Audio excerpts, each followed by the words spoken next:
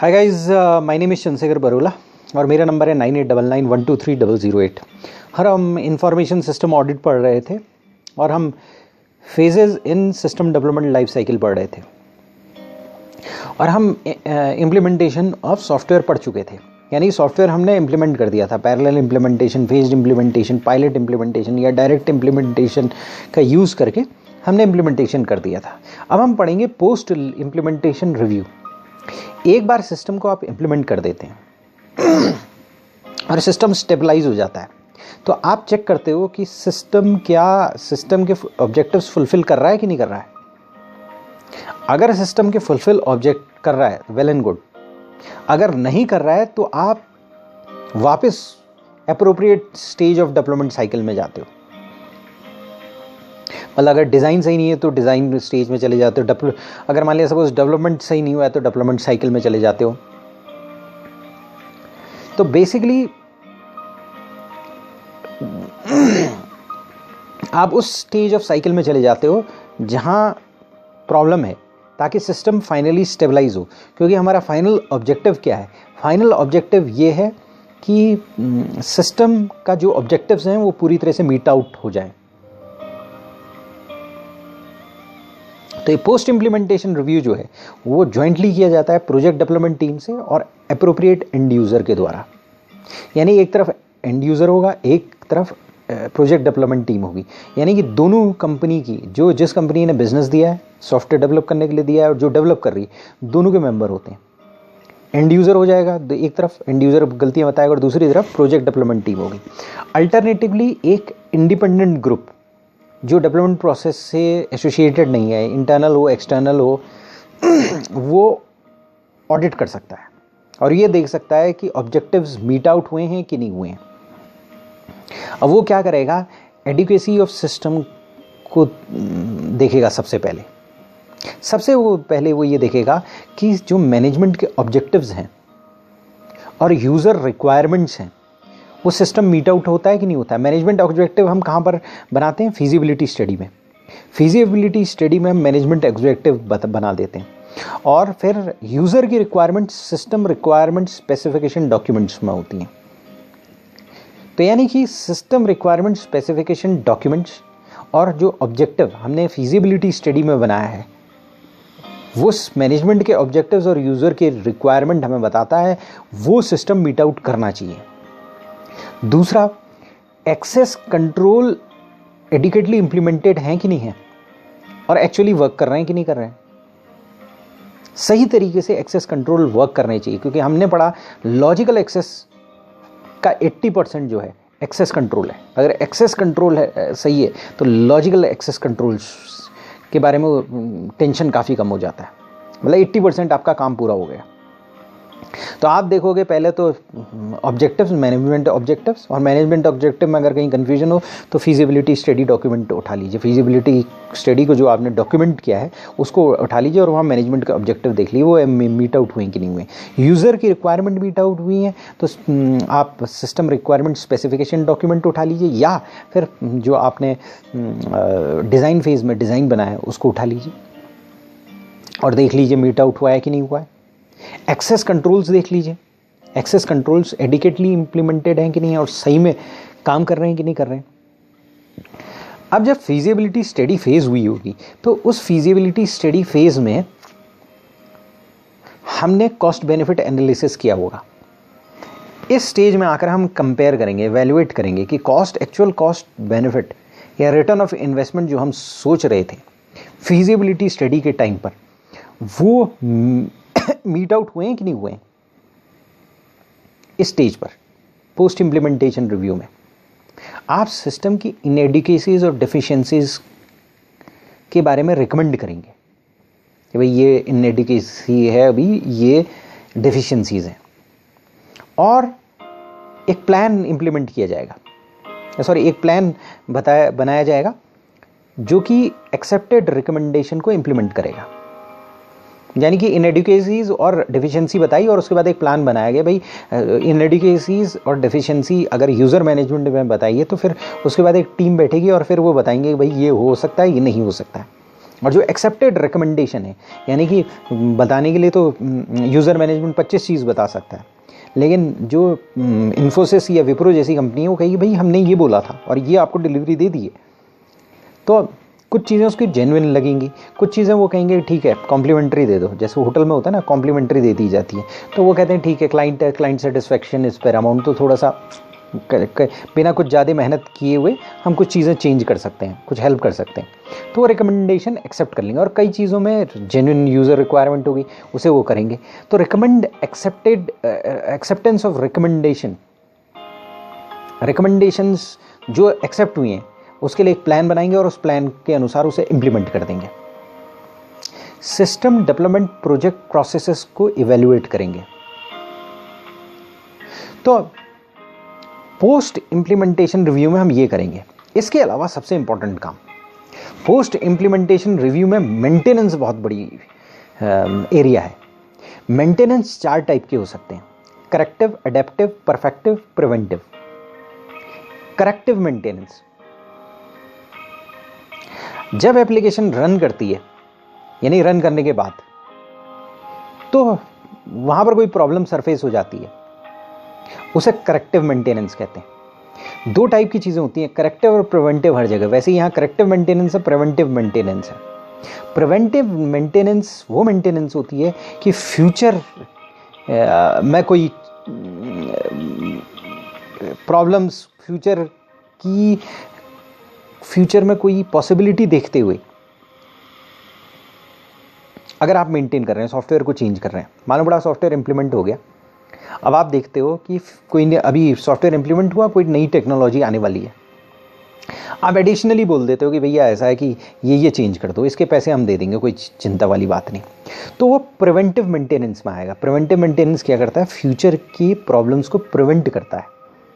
Preventive maintenance सबसे best चीज़ होती है, यानी कि प्रॉब्लम आने से पहले उसको ठीक करना। करेक्टिव मेंटेनेंस चलने के बाद, अभी सिस्टम चला और फिर कोई एरर आ गया तो उसको ठीक करना, एप्लीकेशन के उस एरर को ठीक करना करेक्टिव मेंटेनेंस है। इसके अलावा 2 और मेंटेनेंस है, एडेप्टिव मेंटेनेंस और perfective maintenance. Adaptive maintenance adapt करना है, सर्वाइवल ऑफ फिटेस्ट है। अगर आपको सर्वाइव करना है तो एडेप्ट करना है। टेक्नोलॉजी आज की डेट में चेंज हो रही है और टेक्नोलॉजी लीनियरली चेंज नहीं हो रही है, एक्सपोनेंशियली चेंज हो रही है। 1 2 3 4 ऐसे करके टेक्नोलॉजी बढ़ नहीं रही है। 1 2 4 8 16 32 64 124 500 1000 2000 4000 8000 16000 32000 64000 1 लाख 2 लाख 4 लाख 8 लाख 16 लाख 32 लाख 64 लाख 1 करोड़ 2 करोड़ 4 करोड़ 8 करोड़ 16 करोड़ 32 करोड़, इस तरीके से एक्सपोनेंशियल फॉर्म में टेक्नोलॉजी बढ़ रही है। और कंप्यूटर एरिया में तो ये इस चीज़ को कहते हैं डबलिंग। 18 महीने में डबलिंग हो जाती है, यानी कि टेक्नोलॉजी डबल हो जाती है। यानी कि 1 स्क्वायर इंच के एरिया में जितने ट्रांजिस्टर्स आ रहे होते हैं, 18 महीने बाद उससे डबल आने लगते हैं उसी कॉस्ट में। इसे मूर्स लॉ कहते हैं, तो जो कि गॉर्डन मूर्स ने दी। तो मूर्स लॉ की वजह से रैपिड चेंज ऑफ टेक्नोलॉजी आती है, चेंजेस आते हैं टेक्नोलॉजी में, नए टेक्निकल एनवायरनमेंट्स आ जाते हैं। तो क्या होता है, इसके लिए मेंटेनेंस की रिक्वायर होती है, इसे एडेप्टिव मेंटेनेंस कहते हैं। कई बार क्या होता है, लीगेसी एप्लीकेशंस हमारे कंपनी में उन्हें वेब में इनेबल्ड करना है, या लीगेसी एप्लीकेशंस ऑब्सोलीट हो जाते हैं, तो हमें अपने सॉफ्टवेयर को कॉन्स्टेंटली अपग्रेड करना पड़ता है। विंडो 95 के बाद विंडो XP लाना पड़ता है, उसके बाद विंडो 7 लाना पड़ता है, विंडो 8 लाना पड़ता है, विंडो 8.1 लाना पड़ता है, और अब विंडो 10 लाना पड़ता है।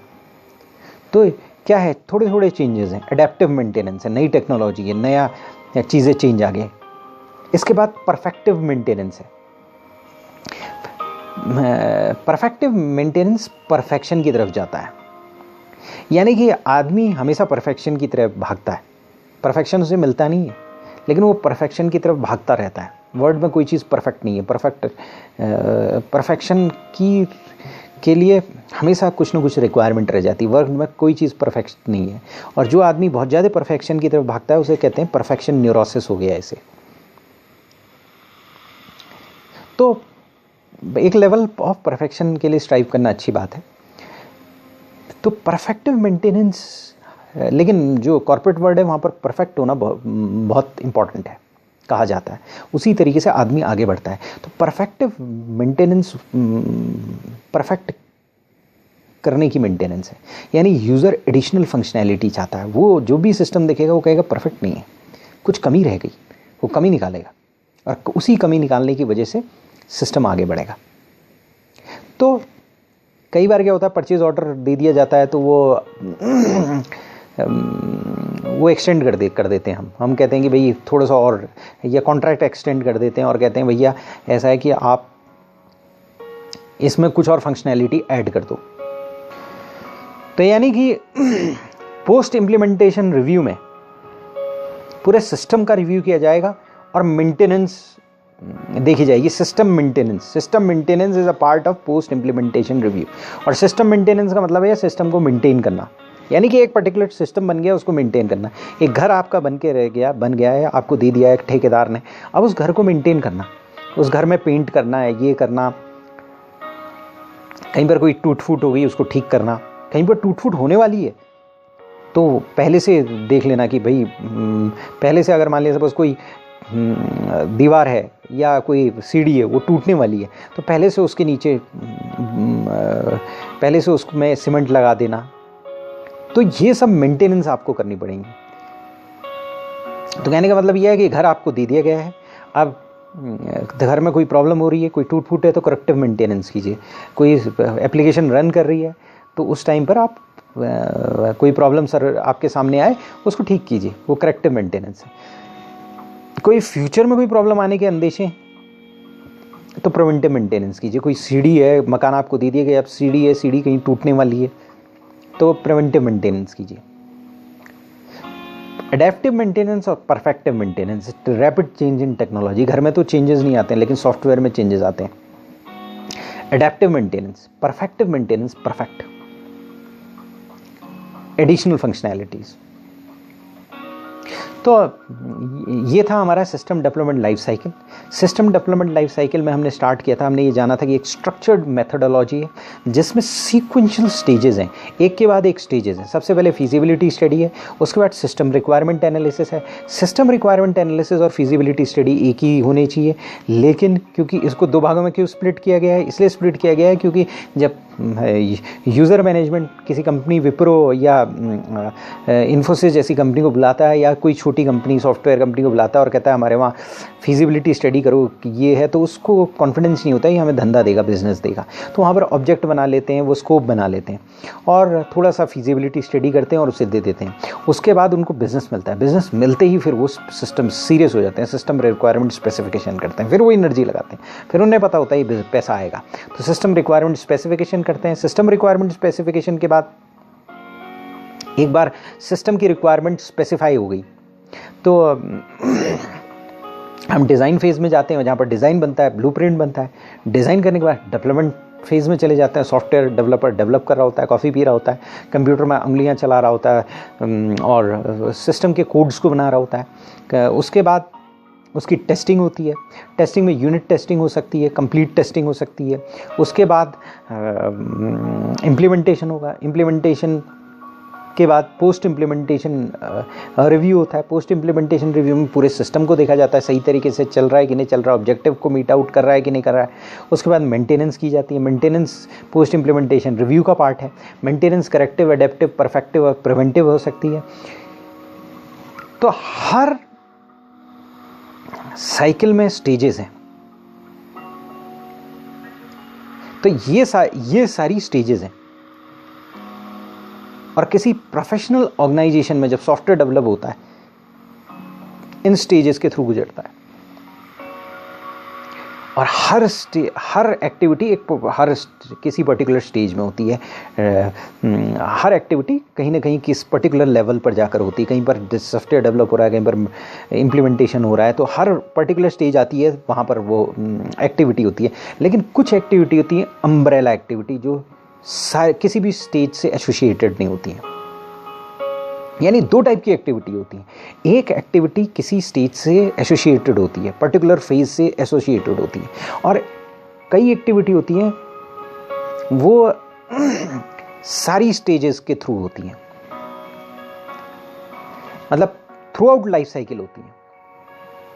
इनको अम्ब्रेला एक्टिविटी कहते हैं। अब जैसे फॉर एग्जांपल प्रोजेक्ट ट्रैकिंग और control, budgeting, reporting, reviews, sign offs, ये हर स्टेज में हो रहे होंगे। कंट्रोल हो रहा होगा कि कितना प्रोजेक्ट कहाँ से कहाँ तक पहुँचा, फिजिबिलिटी स्टडी पूरी हुई कि नहीं हुई, हो गई तो सिस्टम रिक्वायरमेंट है, स्पेसिफिकेशन डॉक्यूमेंट बना कि नहीं बना, सॉफ्टवेयर डिज़ाइन कैसे बना कि नहीं बना, वर्किंग मॉडल बना कि नहीं बना, डेवलपमेंट हो रहा है कि नहीं हो रहा है, इम्प्लीमेंटेशन हो गया कि नहीं हो गया, पोस्ट इम्प्लीमेंटेशन रिव्यू हुआ कि नहीं हुआ, क्वालिटी एश्योरेंस हर स्टेप में देखना पड़ेगा, कॉन्फ़िगरेशन मैनेजमेंट, डॉक्यूमेंटेशन, हर स्टेप का डॉक्यूमेंटेशन करना चाहिए ताकि कोई कन्फ्यूजन ना हो, चेंज मैनेजमेंट, हर स्टेप के बाद कुछ चेंजेस आ सकते हैं, तो चेंज मैनेजमेंट किस तरह होगा, क्या प्रोसीजर होगा, हर स्टेज में देखना पड़ेगा, reusability management, measurement, risk measurement, हर स्टेज में देखना पड़ता है। तो ये एक्टिविटीज़ हर स्टेजेस में चलती हैं और इन एक्टिविटीज़ को अम्ब्रेला एक्टिविटीज़ कहते हैं। यानी कि जो एक्टिविटीज़ एसडीएलसी के सारे स्टेजेस से एसोसिएटेड है, उन एक्टिविटीज़ को हम अम्ब्रेला एक्टिविटीज़ कहते हैं। तो ये टोटल एसडीएलसी था, सिस्टम डेवलपमेंट लाइफ साइकिल था। और फाइनली हमने ये पढ़ा कि ये सीक्वेंशियल मेथड है, स्ट्रक्चर्ड डेवलपमेंट है। हर स्टेज का अपना महत्व है, हर पहला एक स्टेज आएगा, उसी के बाद दूसरी स्टेज आएगी, सीक्वेंशियल वे में स्टेज आएगी। ऐसा नहीं होगा कोई स्टेज पहले आ सकती, हर स्टेज की अपनी एक्टिविटीज़ हैं और अम्ब्रेला एक्टिविटीज़ सारे स्टेजेस की हैं। थैंक्स।